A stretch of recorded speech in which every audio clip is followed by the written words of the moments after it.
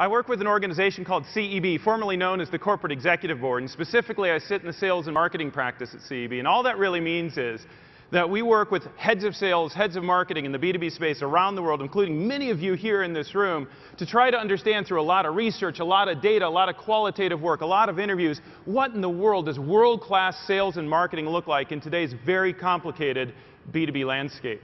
Now, what's interesting about the story, let's pick up our story back in about 2009, 2010. What's interesting is when we went out, I think you can imagine how those conversations went about 4 or 5 years ago, right? When we go out and talk to heads of marketing in 2010 and ask, what are you working on, what are your challenges? They tell you, look, it's really hard to be selling something when there's no one out there buying something. It was bad. It was a really tough time, and frankly, it was pretty scary. But what's really interesting, if we fast forward to today, is because we're out there every single day. I'm all over the world. People ask me where I'm from. I tell them row 12, seat C. And the thing that's interesting is we go out and travel all over the world and have these conversations with all of you. I'm kind of an optimist. I'm a Midwesterner. I grew up in Omaha, Nebraska, so I'm a glass half full kind of guy. And I'm thinking things are pretty better now, right? The economy's turned around. It's not fully back, but at least it's stable. I think we're going to hear some good stuff. We're going to hear a little bit of positivity. We're going to hear a little bit of optimism. You know what we hear, Brent? Things stink. Things are really, really hard. Cycle times are up. Margins are down. Deal size is down. We're getting commoditized. We're getting crushed. We're losing to status quo. We're losing to good enough. Over and over and over again, we have these aspirations to sell these big, complex solutions that are designed very specifically to solve customers' broader needs. And customers are commoditizing us anyway. And what's really interesting, you stop and think about it, is, well, what happened? The economy got better and sales and marketing got worse. This, in fact, should be the golden age of B2B marketing. All the tools that you have available today that you did not have available to you just a couple years ago. Content marketing, marketing automation, digital, social, you name it. It is incredible. It is overwhelming. It is mind-blowing. It is exciting. So where's the money? What happened? And that's the journey I want to take you on today, to talk about what exactly is going on out there in the world, irrespective of the economy, that can lead us to a place where we've got so much good that leads to so much bad. How does that happen? And to talk about it, I want to go back in time just a little bit and talk about the journey that we've all been on, because we've been fighting this commodity trap for more than 2 or 3 years. It is a decades-long battle.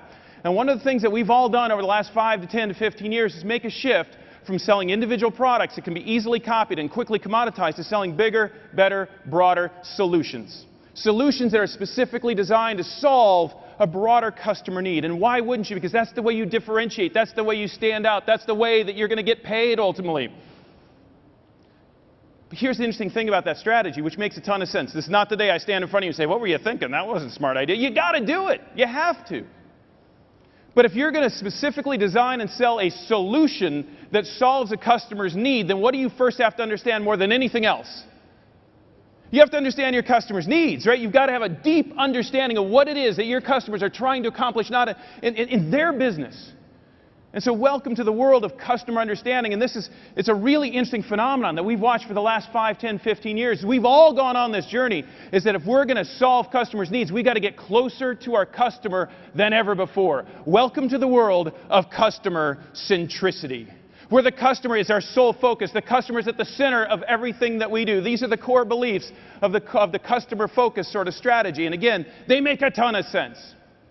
We've got to put the customer at the center. I've done sales and marketing meetings all over the world, these big stages, and they're always in Orlando for some reason. But anyway, and you got posters all around the room saying Customer 360, and the customer's always right, and the customer comes first, and we live for our customers. And to do that, you have to have a deeper customer understanding than ever before. So welcome to the world of surveys and Net Promoter Score and customer satisfaction and interviews, and you name it. And that allows us to build better customer relationships and ultimately generate value. It makes a ton of sense. Why wouldn't you do this? But then why all the pain? Is it not working? What happened? What happened is really dramatic. Because what happened is something that really changed everything. And it changed everything in an incredibly powerful way. And all of a sudden it takes what really works and stands us on its head and kind of works against us now. Let me show you what I mean. So, as any of you know, over the last about 3, 4, or 5 years, about 3 years in this data, We've gone out, we've collected a huge amount of data in the B2B space around customer buying behavior, trying to understand as deeply as we can, what does that purchase process look like? So we ask about where do you get your content, where do you go to learn, who's involved. We're really deep into the consensus topic right now in some fascinating and terrifying sorts of ways. But nonetheless, one of the things that we ask our customers in all these work and all those surveys is simply this. For any individual B2B customer stakeholder, we'd ask, when you think about a typical purchase process that you might be involved in on that continuum that you see there, from sort of due diligence begins on the left to the actual purchase decision on the right, we simply ask them at what point during that purchase process do you typically pick up the phone, fire up the email, and reach out to a sales rep at a supplier organization to get their input on whatever they're doing, on whatever you're doing. That number comes back on average at 57%. Customers are 57% of the way through a purchase prior to ever picking up the phone or reaching out to a supplier rep. Now, why does it matter? That number right there, that graphic, that blue arrow, that matters. That changes everything.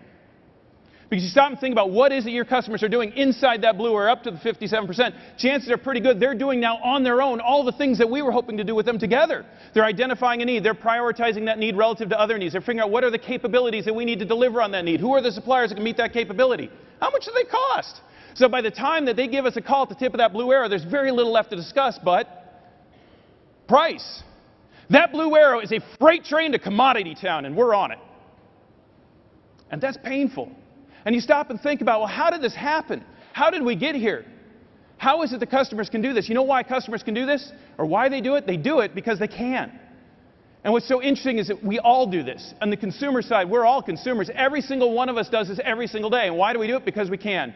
Think about buying a car. When was the last time anyone walked into a car dealership and simply said, tell me about the cars you have on offer this year? You wouldn't do that. Why would you do that? You don't need to do that. What do? You do all your homework in advance. You walk into that dealership, you sit down with that dealer rep, and you say, I want this car in this color with these options and that engine. I won't pay a dime over this price, and I want it on Tuesday. And you get a little annoyed when that sales rep tries to talk you out of it. Why do you do that? Because you can. I talked to a head of sales recently. His name's Kevin. He's a great guy. And he said, Brent, he said, you know that sales, that car buying story you tell? And I said, yeah. And he said, I just did that last week. And I said, really? I said, how'd that go? And he said, it was awesome. I said, what'd you do? He said, I was in the car dealership, and I was sitting there right, face to face with the dealer rep, and we're haggling, we're talking about all the things I want to do, and I had the competing dealership on my cell phone. And he said, when he wouldn't close the deal with me there at his desk, I closed the deal with his competitor right there on my phone in front of him. I said, Kevin, that is cold. And he looked at me and said, I know. I don't know if I'd go that far, but why did Kevin do that? Because he can. This blue arrow changes everything. This is the engine that is driving the commoditization of our solutions business. But here's the weird thing. There's two really important questions I want to leave you with on this one blue arrow, because this graphic, if this were the only graphic I showed you today, if I got one slide, I'd pick this slide, because there's two fascinating things about this blue arrow to talk about. The first thing is this, two questions. Number one, if you stop and think about what's going on inside that blue arrow, what is it that your customers are doing inside that blue arrow that allows them to force you into this commodity trap? One word, what would it be? You know what they're doing? They're learning. The thing that allows your customers to drive you into this commodity trap is they are learning. And we know from our data, just like Jay said, we got a huge amount of data that says, on average, just like Google found, your customers consult at least 10 different sources of information prior to picking up the phone and reaching out to you. By the way, one of those 10 is probably your own website. So here's the first of the two questions I'd ask you. Question number one, if what your customers are doing that allows them to drive you into this commodity trap is learning, then here's the question, where do your customers learn? If you're at the tip of the blue arrow getting commoditized, and your competitors at the tip of the blue arrow getting commoditized, that changes everything. Because what we found is empowered with information is not just that your customers are shutting out your sales reps, they're shutting out all sales reps. And you know what that tells us? If I were to ask you, remember I just asked you, who's your number one competitor? Think of your top two competitors. You all thought of two companies you compete with. But in the world of the blue arrow, in many ways, your number one competitor today is not the competition and their ability to sell. Your number one competitor today is your own customer and their ability to learn on their own. But what just happened? What kind of weird world is this? We have spent the last 5, 10, 15 years building a customer-centric organization where the customer comes first. The customer's at the center of everything we do. The customer is always right. But in this world, if the customer's always right, we're in big trouble. Now what do we do? And it's led us to a conclusion. What does it even mean to compete against your own customer? How is that even possible? Does it even make sense? Is it the right thing to do? Sounds kind of like a bad idea.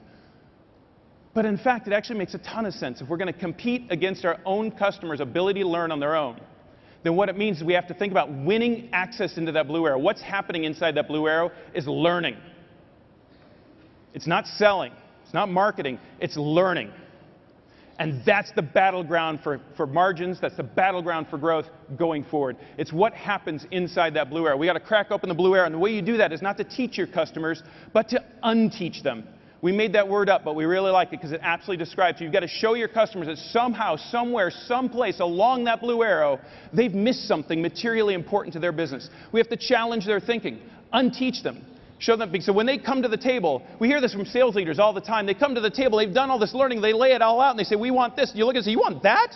How could you possibly want that? That's going to hurt your business. There's no assumption across that 57% that your customers actually get it right, but they think they have. And so somehow we have to look them in the eye and diplomatically, professionally, empathetically challenge your thinking. Now, well, we know what it means for sales, and some of you guys know this story quite well. When we went out in about 2010 and ongoing today, we've now studied over 100,000 sales professionals all over the world, trying to understand who wins as a sales professional in this world. And the highlight of that story is simply twofold. There's two conclusions. The first one is, in going out and studying sales professionals all over the world in terms of behaviors and skills and knowledge and attitude, we found two things we weren't expecting to find, two things we were never even looking for in the first place. The first thing that we found is virtually every sales rep falls into one of 5 distinct profiles, and here they are in no particular order. So you got a hard worker, always willing to go the extra mile. They show up early, they stay late, they do more calls an hour, more visits per week. The churn and burn activity sales rep. Top middle is the challenger rep. They've got this very deep knowledge of the customer's business, but they use that to challenge customers' thinking. They're sort of the debater on your team. Top right is the relationship builder. The relationship builder is the one, they're very generous with their time. They're all about building individual, professional, personal advocates and customer relationships across the customer organization. And what you find, I like to think of them as like the Nordstrom rep. It's like, whatever you need, I am here for you. You say the word, I will get it done. In the world of customer centricity, I'd place a big bet there. Bottom left is the lone wolf, or since we're in Chicago, it's the lone wolf. The Midwesters in the room will know what I'm talking about. The rest, never mind. The lone wolf is the prima donna of your sales force. They follow their own instincts instead of the rules. They drive you crazy because you never know where they are, what they're doing, and frankly, you'd fire them if you could, but you can't because they're crushing their number. And then bottom right is the problem solver. Very detail-oriented and very focused on making sure all the promises that are inevitably made as part of a sale get kept once that sale is done. So post-sales focus. Now, just the fact that there are 5 profiles is really interesting, but when you take those 5 profiles and compare them to performance, as many of you know, the punchline is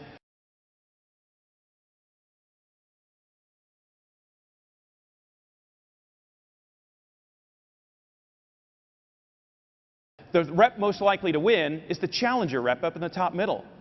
The weird punchline is the relationship builder is the least likely to win. But actually, if you play that result out in the world of the blue arrow, it makes a ton of sense. If what we have to do in this world is not sort of give customers whatever they want, because whatever they want is a big discount and more time to decide, but rather if we focus on challenging their thinking, unteaching them, that's what matters. That's what gets us paid. Let me show you what I mean. Because you think about what's the bogey here? What is the thing that we're trying to do? We're trying to disrupt the blue arrow.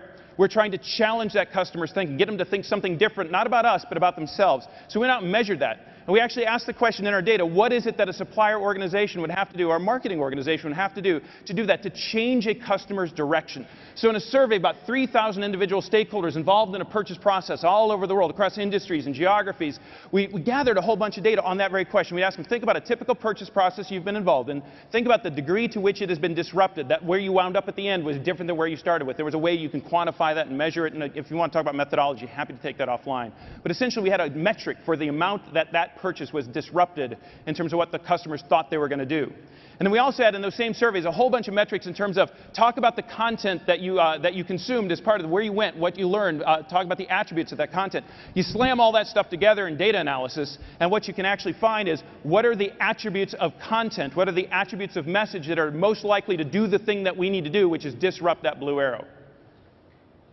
We found 2 really interesting things in that story. We found out what works, and just as interesting, we found out what doesn't work. Here's what doesn't work, is up here. These things all showed up as non-statistically significant. And it actually makes a lot of sense. Let's start with the second bar up there, which is be easy to understand. Now, we're not saying that being easy to understand is a bad idea.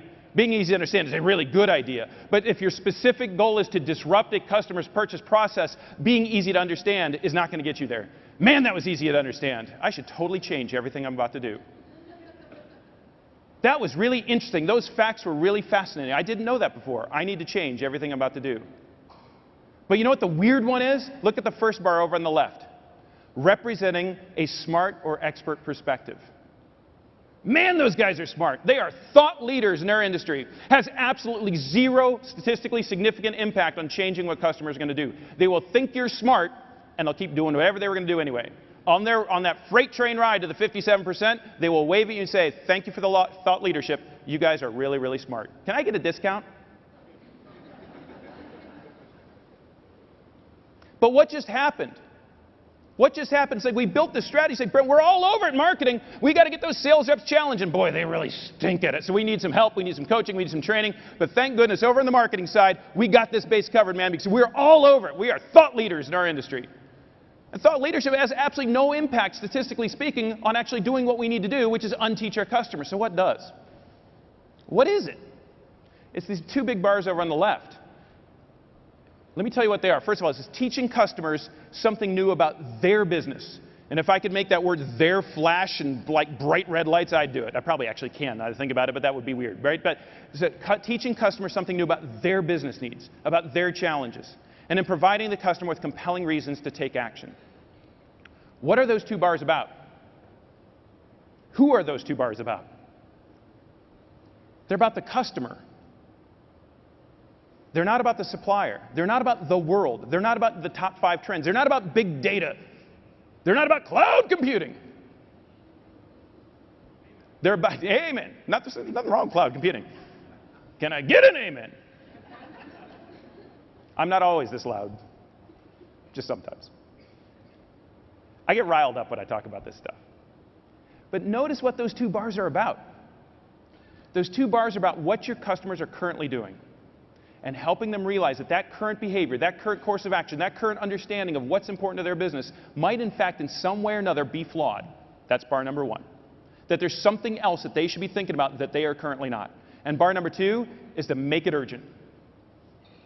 Provide your customers with a compelling reason to take action. Because what at the end of the day are you guys all collectively, sales, marketing, doesn't matter, as suppliers, what is it that we are truly selling? What is it that we're selling? Well, we're selling a solution, Brent. Yeah, that's true. We're selling, you name it, widgets, doesn't matter. You know what you're truly selling? You're selling change. You're trying to get your customer to stop doing this and start doing that. To instead of buying this from you, to buy that from you. Whatever it is, try to stop buying from this competitor, start buying from us. To stop focusing on the status quo and to start doing this. But whatever it is you're selling, you are selling change. Now, what is the one thing we know about change in organizations? It's hard. It's really, really hard. It's disruptive. It's expensive. It's risky. It's like the one thing I don't want to do. What is the one thing your customers don't want to do if they can avoid it? Change. What's the one thing you got to get your customers to do to get paid? Change. You are out there right now selling and marketing the one thing that your customers don't want to buy. Every single day. That's what we're up against. Change. That's what those two bars are about. They're about making a compelling case for change. They're not just about what you could be doing, but about what you are currently doing. Our friends over at ADP have got a great saying for this. They say we need to teach our customers that the pain of same is greater than the pain of change. I don't want to change. Well, let me show you the pain of not changing. I got to teach my customers that the pain of same is greater than the pain of change. We can sum all this up with a graphic. I like this graphic because it takes all the different flavors of content and puts them in one place and helps us kind of think about them collectively. Because we're all on the content marketing journey. We heard about content all morning. I'm sure you guys heard about content all day yesterday too. Content marketing is a powerful, powerful engine. It truly is. But only if you aim it at the right thing. People ask about content marketing all the time. We've done a lot of research in CB marketing on content marketing. You know the questions we get? What's the right corporate organizational structure? What are the right metrics? What are the right ways that we divide up? What are the right editorial processes? By the way, all that stuff's really important. But when we went out and we studied content marketing, we found the one thing, the single biggest opportunity to improve content marketing is the content of your content.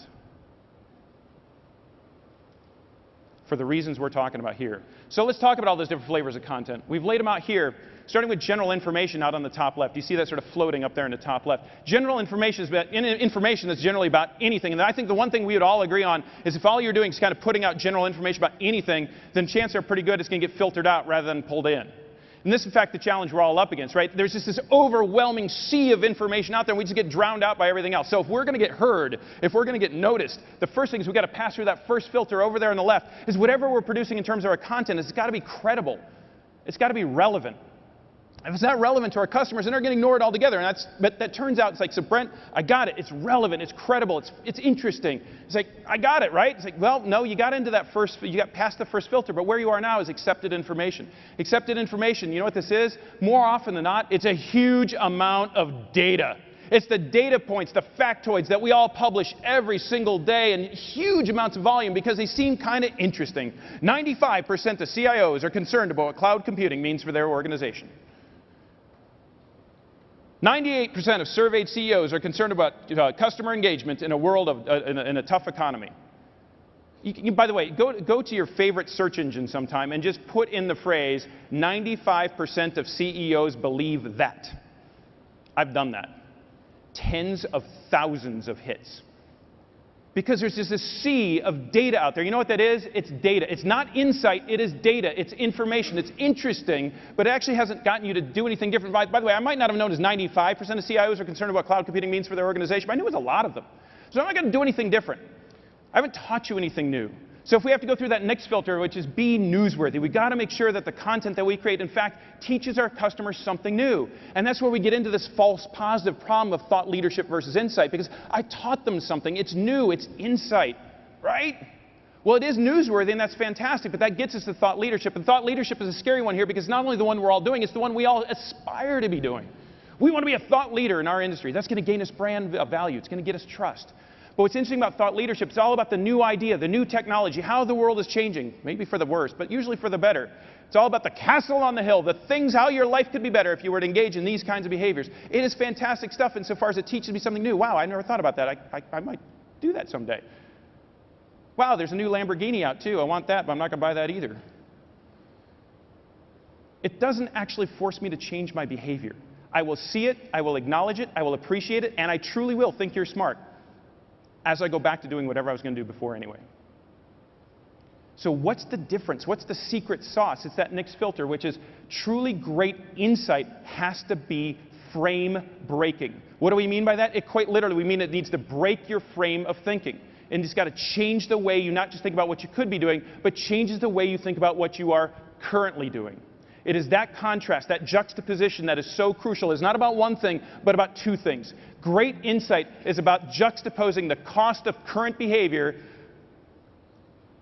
to the potential of alternate action. It is juxtaposing the cost of current behavior to the potential of alternate action. At the heart and soul of every good insight is a very simple message directed right to your customers, which is, hey, you're wrong. By the way, don't say it like that. Really. Right? We got to be empathetic. We have to be diplomatic. We talk about this on the sales side all the time. You have to be empathetic. You have to be sympathetic. You have to be professional.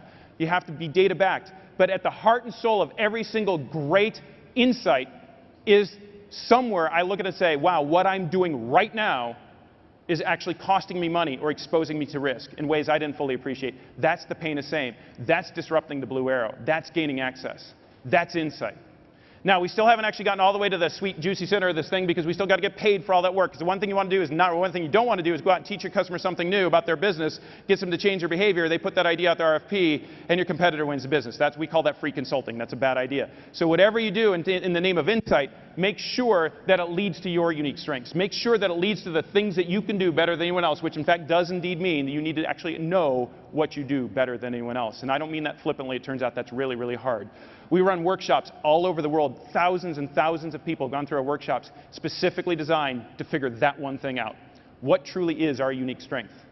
Not what are we great at, but what are we uniquely great at? And for that matter, what are we sustainably uniquely great at? That's a hard question to answer. If you can't answer it, you can't do this. You must have an answer to that question. But then you're talking about commercial insight. Let me break it down for you again. It's my Omaha guy coming out of me. I like simple things. I'm a simple man. I like simple things. So I take that whole big egg diagram. I can break it down into 2 letters and a couple ovals.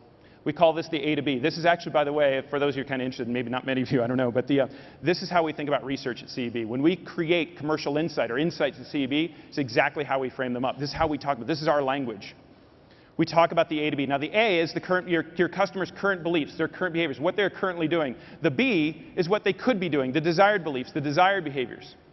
Now, I want you all to think about the content that you create now, thought leadership, white papers, blog posts, you name it, all the content that you produce right now. If it's about one of the two things you see on the screen, more likely than not, what is it about, the A or the B?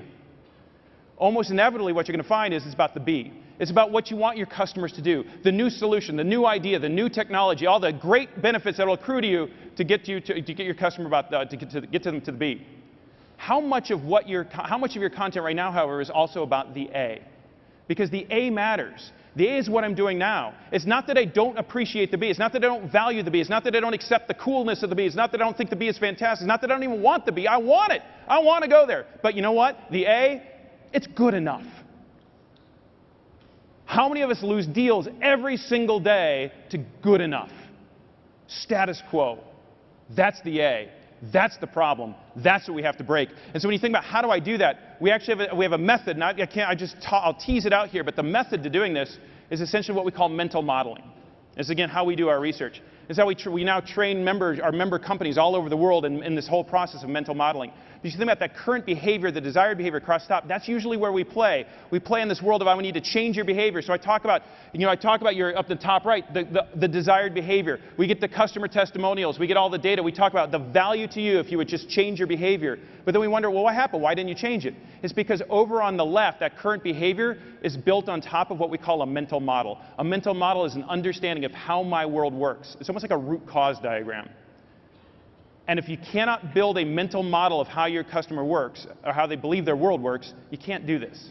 So again, there's a whole process to building out that mental model. How does your customer think their world works? That's the A. Once you have the A, you know what you can do with it? You can break it. You cannot break down the A until you have an A. But that's the whole idea. Break down the A before you build up the B.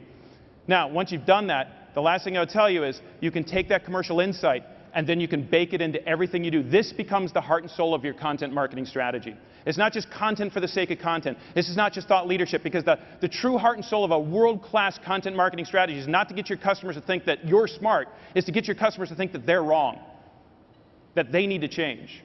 And so we talk about this. You can build every single piece of content, every single white paper, every single blog post, if it follows one of those two paths, breaking down the A or building up the B, but every single piece leads ultimately to some core idea, a commercial insight.